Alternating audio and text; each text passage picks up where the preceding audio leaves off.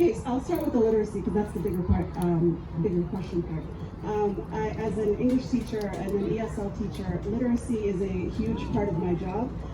I work with students that come from backgrounds where they've had limited education and limited schooling. And the role that reading plays, even though I'm teaching high school, I work with students that don't know how to read. And so, we work with them to at least build up their reading ability. ayuu sadarku ka leexanineseska hore toosi samo waalidka iyo adeeq sulux wanaagiisa samo waalidka iyo adeeq sulux wanaagiisa hasaluugin waaya adduun subaxba wacayne sahankii wanaagsani naftuu seerageliyay saadaasha waxaan raacta xumi way ku sababtay samiro naftaadani ujiid sunka iyo bayda sirta noloshuyay kaaga luminsa ka dhalanteede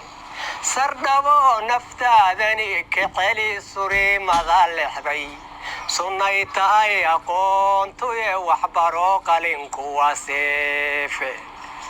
وصدرك غيرك وحد كغا سريساي وصدرك غيرك وحد كغا سريساي حسك ساقين مرمرك ولغو سلعامي هكا سيحن صبحك تغا صدرك دافا سردن غلادا دوكا غدقود سيكتا مارينكاغا oo macallinkaagii ku saxo saydhka qalad jooji